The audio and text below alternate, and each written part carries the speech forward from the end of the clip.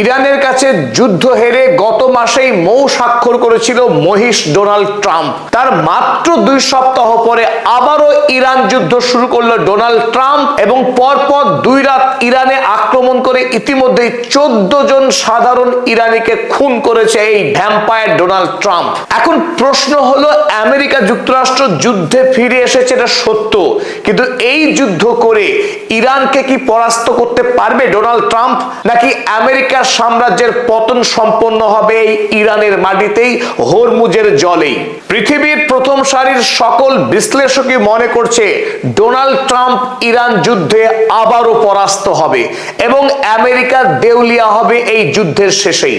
আজকের এই নিবেদনে আমরা বোঝার চেষ্টা করব কিভাবে আমেরিকার ধ্বংস হবে এই ইরান যুদ্ধেই। তবে বিস্তারিত আলোচনায় যাওয়ার আগে আমরা বরং দেখে নিই গত রাতে মার্কিন হামলাদার বাহিনী ইরানে আক্রমণ চালিয়ে কি পরিমাণ ক্ষয়ক্ষতি করেছে। প্রথম রাতে যেখানে আমেরিকা ইরানের উপরে 80 জায়গায় আক্রমণ করেছিল, গত রাতে সেই আক্রমণের তীব্রতা বাড়িয়ে হরমুজ এলাকা সহ বিভিন্ন অঞ্চল মিলিয়ে 90টি জায়গায় আক্রমণ করেছে আমেরিকা।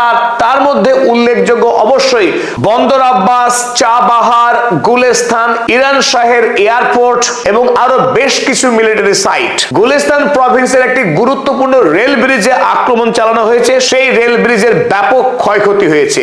ওদিকে ইরানের আভ্যন্তরীণ বাণিজ্যের ক্ষেত্রে অতি গুরুত্বপূর্ণ 2টি সড়ক, যে সড়ক মাশহাদ শহরকে তেহরানের সঙ্গে সংযুক্ত করেছে, সেই সড়কের 2টি গুরুত্বপূর্ণ ব্রিজে আক্রমণ চালিয়ে গত রাতেই ধ্বংস করেছে আমেরিকা যুক্তরাষ্ট্র।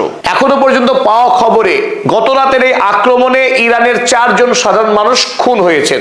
আর আজ যখন মাশহাদে আয়াতুল্লাহ আলী খামেনেইর দাফন হওয়ার কথা ইরানের স্থানীয় সময় দুপুর 2:30, এই 2:30 পর থেকেই ইরান আরো মারাত্মকভাবে বদলা নেওয়া শুরু করবে বলেই মনে করা হচ্ছে।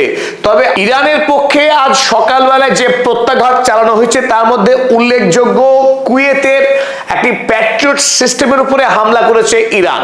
সেই প্যাট্রিয়ট সিস্টেম আমেরিকার অন্যতম আকাশ প্রতিরক্ষা ব্যবস্থা, যে ব্যবস্থার মাধ্যমে ইরান বা অন্য কোনো দেশ থেকে আসা মিসাইলকে আকাশেই ধ্বংস করে দেয়। যে প্যাট্রিয়ট সিস্টেম, সেই প্যাট্রিয়ট সিস্টেমকে ধ্বংস করে দিয়েছে ইরান আজ সকালবেলায়। এরপর কাতারের একটি রাডার সিস্টেমকে ধ্বংস করেছে আজ আরো একবার। প্রথম যে যুদ্ধ শুরু হয়েছিল ইরানের সঙ্গে আমেরিকার 28শে ফেব্রুয়ারি, সেই প্রথম দিকটাই ইরান ধ্বংস করেছিল কাতারে আমেরিকার সব থেকে দামি AN/APS 132 রাডার সিস্টেম, যার পরিধি ছিল 5000 কিলোমিটার।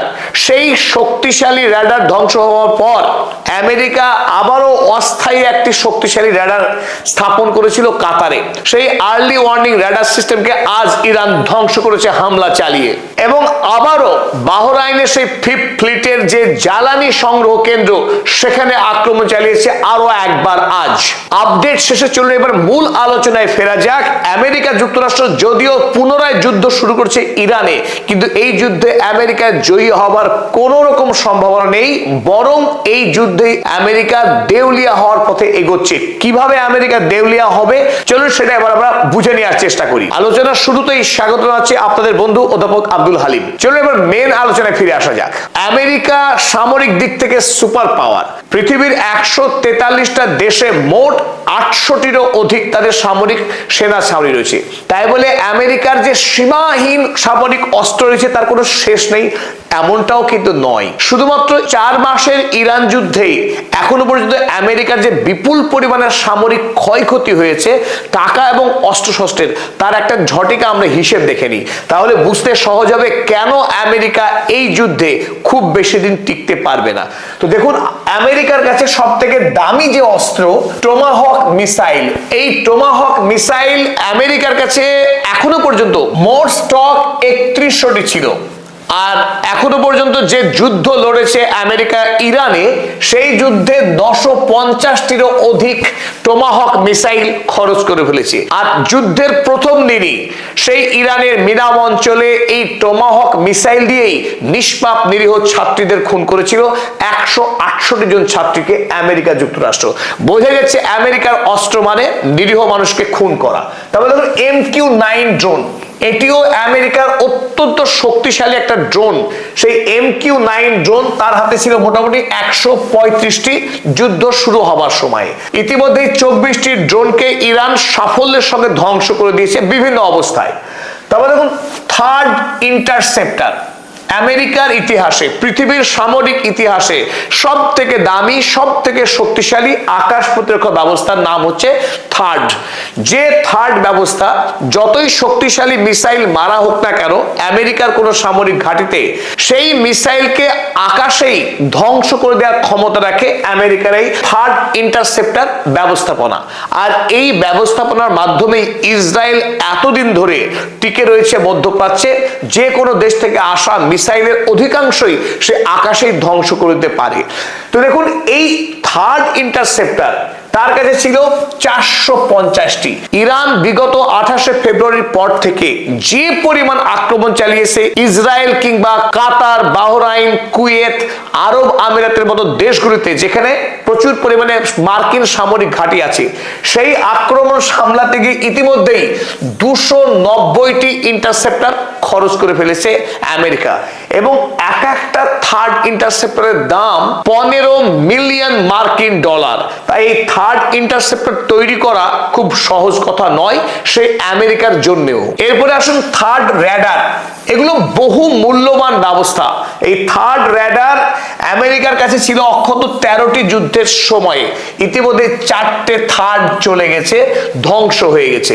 আর এই থার্ড র্যাডার ধ্বংস হওয়া মানে অনেক ক্ষেত্রেই এই মার্কিন সামরিক ঘাঁটিগুলো কোনো যথাযথ সিগন্যালই পাবে না যে সেখানে মিসাইল হামলা চালানো হচ্ছে কিনা।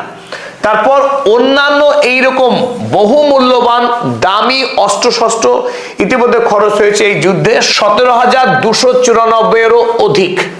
সব মিলিয়ে আমরা যদি মোটামুটি একটা হিসেব করি যে আমেরিকা ইরান যুদ্ধে এখনো পর্যন্ত কত টাকা খরচ করেছে, তার পরিমাণ গিয়ে দাঁড়াচ্ছে টোটাল লস 1.1 ট্রিলিয়ন ইউএসডি। এই 1.1 ট্রিলিয়ন ইউএসডি এই টাকার পরিমাণ যে কত বিশাল তা বোঝার জন্য সহজ একটা আমরা তথ্য নিতে পারি।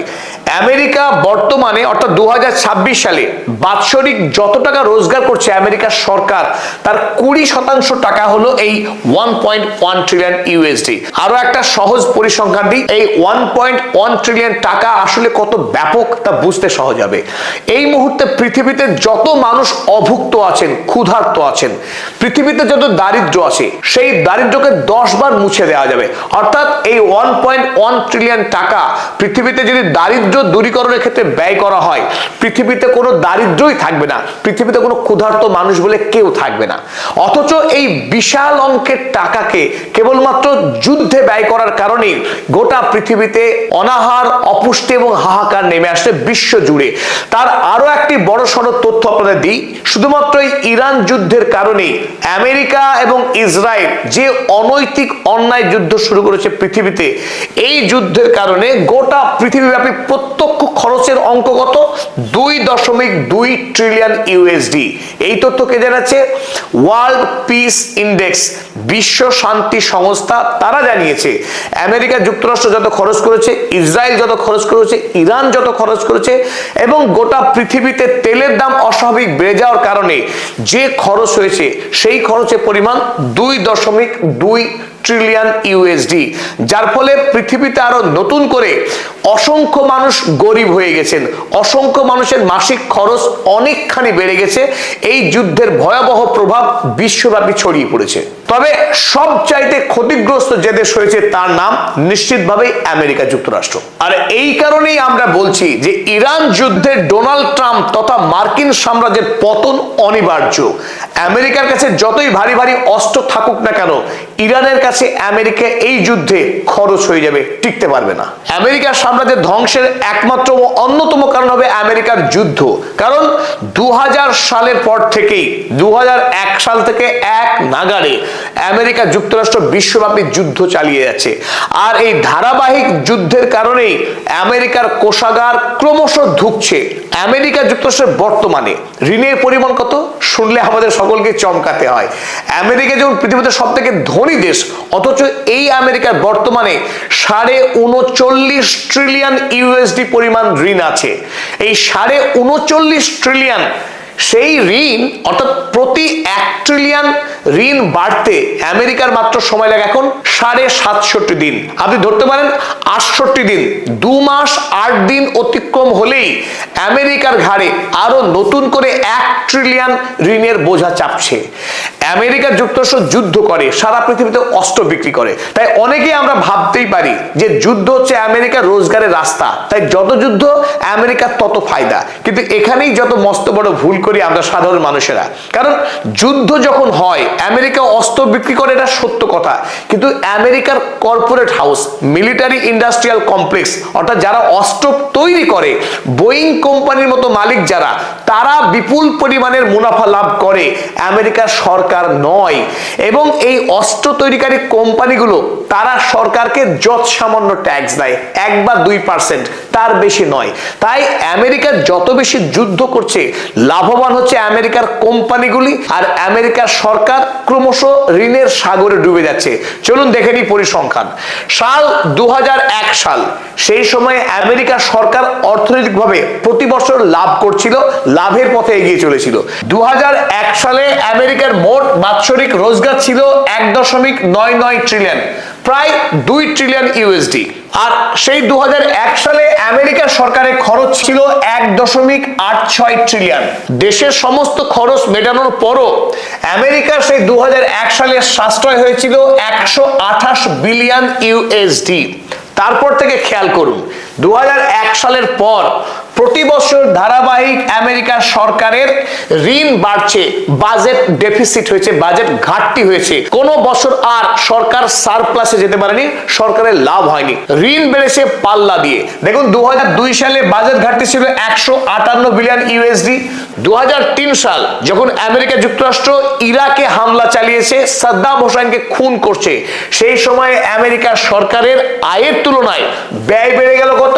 378 বিলিয়ন ইউএসডি। সেই ব্যয় কিন্তু পাল্লা দিয়ে বাড়ছে। 2008 সালে গিয়ে দাঁড়ালো 459 বিলিয়ন ইউএসডি, অর্থাৎ হাফ ট্রিলিয়ন। বাজেট ঘাটতি এভাবে কিন্তু আমেরিকার প্রতি বছর বাড়তে শুরু করেছে। আর এই বাজেট ঘাটতি মেটাতে গিয়ে আমেরিকার সরকার বাজার থেকে বিপুল পরিমাণের ঋণ করতে শুরু করেছে, যে ঋণ এখন পাল্লা দিয়ে বাড়ছে। এবং 2023 সালে আসুন, 2023 সাল যখন গাজা যুদ্ধ শুরু করেছে ইসরায়েল এবং আমেরিকা মিলিতভাবে, তখন থেকে আমেরিকার সরকারের চিত্র দেখুন। 23 সালে আমেরিকার সরকার রোজগার করেছে 4.44 ট্রিলিয়ন ইউএসডি, প্রায় 4.5 ট্রিলিয়ন ইউএসডি। খরচ করেছে কত? 6.13 ট্রিলিয়ন ইউএসডি। বাজেট ঘাটতি 1.69 ট্রিলিয়ন, 1.5 ট্রিলিয়নেরও অধিক তার ব্যয় হয়েছে আয়ের তুলনায়। এবং 2024 এবং 25 একই অবস্থা, এই 2 বছরই প্রায় 2 ট্রিলিয়ন করে আয়ের থেকে ব্যয় বেশি হয়েছে মার্কিন সরকারের। এবং 2026 সালে আসুন, 2026 সালে এসে ইতিমধ্যেই যে কমাস অতিক্রান্ত হয়েছে তাতে ইতিমধ্যেই 1.85, প্রায় 2 ট্রিলিয়নের কাছাকাছি অধিক ব্যয় করে ফেলেছে মার্কিন সরকার। এই কিছু পরিসংখ্যান আলোচনা করবার পর খুব সহজেই আমরা বুঝতে পারছি যে কেন 68 দিনের মাথায় নতুন করে 1 ট্রিলিয়ন ঋণের বোঝা চাপছে মার্কিন সরকারের। ইতিমধ্যেই 40 ট্রিলিয়ন ছুঁই ছুঁই। তাই যদি যুদ্ধ দীর্ঘমেয়াদী হয় ইরানে, আরো বিপুল পরিমাণের ঋণের বোঝা চাপবে মার্কিন সরকারের ঘাড়ে। এই ঋণের বোঝা আমেরিকার সরকারের পক্ষে শোধ করা অসম্ভব হবে, কারণ আমেরিকায় জনগণের উপরে ইতিমধ্যেই 40%-রও অধিক পরিমাণ ট্যাক্স চাপানোই রয়েছে। মার্কিন জনগণ এমনিতেই হাঁসফাঁস করছেন ট্যাক্সের বোঝা মাথায় নিয়ে। তাই নতুন করে ট্যাক্স বেশি করে বাড়িয়ে আমেরিকা সরকার ঋণ শোধ করবে, এটা খুব একটা হওয়া সম্ভব নয়। তাই যত যুদ্ধ বাড়বে আমেরিকা তত তাড়াতাড়ি ডুববে। এতক্ষণ পর্যন্ত যে আলোচনা আমরা করলাম, আমেরিকা তার নিজের চোরাবালিতেই নিজে ফাঁসবে। অর্থাৎ যত যুদ্ধ করতে যাবে, এই যুদ্ধের জালে আমেরিকা নিজেই ডুববে। আমেরিকাকে মারতে হবে না, আমেরিকা নিজেই মরবে। তাই বলে কি ইরান নিষ্ক্রিয় থাকবে? আমেরিকাকে মারবে না? নিশ্চয়ই মারবে। ইরান ইতিমধ্যেই যে ভয়ানক তার সামরিক শক্তি তৈরি করেছে মিসাইল, ড্রোন প্রযুক্তিতে, তাতে মধ্যপ্রাচ্যে আমেরিকার টিকে থাকা দায়। আমেরিকা ইতিমধ্যেই বিভিন্ন দেশের তার সামরিক ঘাঁটিকে গুটিয়ে নেওয়ার চিন্তা ভাবনা করতে শুরু করেছে। কারণ ইরানের মিসাইলের মার খেয়ে আমেরিকার সেনাবাহিনী খুব বেশি দিন মধ্যপ্রাচ্যে টিকতে পারবে না। তাছাড়া আমেরিকার যে আসল শক্তি সেটা বিশ্ব বাণিজ্য।